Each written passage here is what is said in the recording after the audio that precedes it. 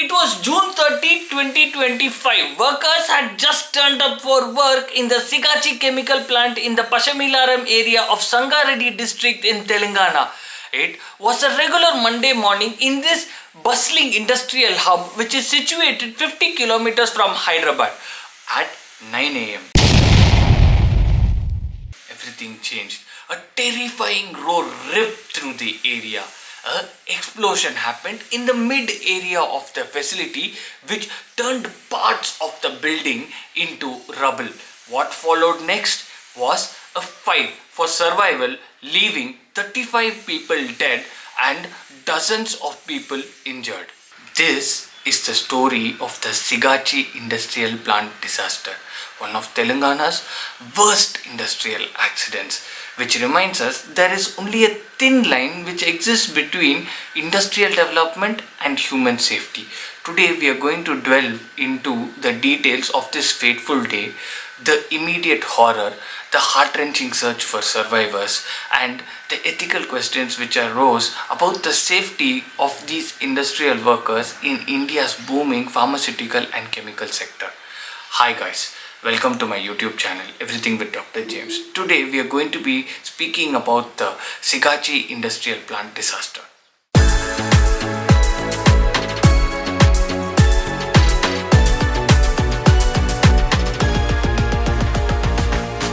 Sigachi chemical industry produces a microcrystalline cellulose, a critical component which is present in capsules, tablets and food products. It is situated in this Pashamylaram area in the Sangareddy district, which is a bustling industrial hub in India's booming pharmacy sector. So initial investigators have said that the explosion arose in the dryer area which is situated in the quality control sector of the chemical plant. Investigators have ruled out that this is a reactor blast which could have been catastrophic. So what they say is it had been due to a problem in the air venting system which is situated in the dryer, which led to critical accumulation of heat and pressure, ultimately leading to the explosion. The explosion was so intense that immediately the building collapsed, trapping all the workers who are present there. A fire followed this, which charred many people beyond recognition. Now let's break down how this blast could have occurred. Chemical plants have different type of dryers. I'm just using this ring dryer as an example.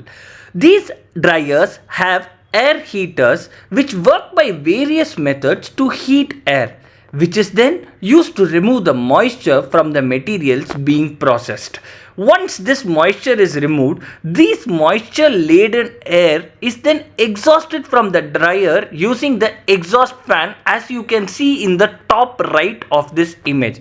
If there is a problem in this air handling unit, like if it is blocked by some debris or anything, it will lead to this air not being to escape from this unit, leading to a buildup of heat and pressure inside this drying unit, which will eventually cause the drying unit to explode. The most possible theory could be this or this blast. The human toll in this disaster was immense. Till now, around 35 to 40 lives have been lost, with the number expected to rise up as the debris are removed. The moment the blast occurred, there was absolute chaos in that area.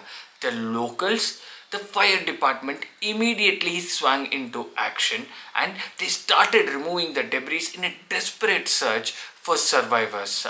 The main problem there was many of them working there were migrant workers from different states like Uttar Pradesh, Madhya Pradesh, Bihar, and their identities were not immediately revealed by the company, which made it even more chaotic for the people who were in a desperate attempt to find out what happened to their loved ones. This Sigachi chemical plant disaster is sadly not an isolated event in this Pashamylaram industrial hub area. In the last 1 year alone, there have been a couple of accidents in the other chemical plants situated in the nearby facilities, claiming a handful of lives.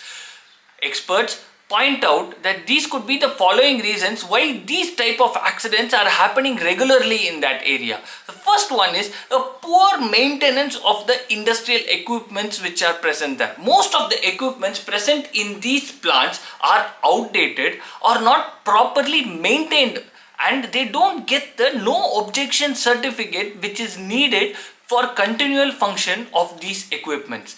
The second is most of these laborers there are migrant workers from other states, and when they come and join the work, they are not given proper training and they take underqualified staff for dangerous jobs. Are migrant workers having no other option than to work here because they don't have another option to keep their families afloat, not knowing of the dangers, continue working in these hazardous environments. The third thing is lack of proper emergency protocols. These workers have to be taught in case of emergencies what to do. If this occurs, you have to go to this place which will be safe for you. But this was not taught to them, which caused chaos in the immediate aftermath of the accident, which led to loss of more lives. The fourth thing is no proper emergency drills were conducted in the wake of these previous disasters, meaning that we are not learning from our past. Fifth thing is many acts are there regulating these chemical plants, like the Factories Act, the Dangerous Chemicals Act, but things given in this act were not properly followed in these chemical plants. This Sigachi chemical plant disaster is a raw wound which is inflicted upon the family members who are affected, and in fact for the entire nation. This yet again proves what happens when profit is placed above the safety of our workers. The lesson we learn from this should make sure that all chemical plants create proper industrial protocols to place the safety of our workers in the number one priority, because the working class is the backbone of our economy. Do like, share and subscribe me for more interesting videos like this.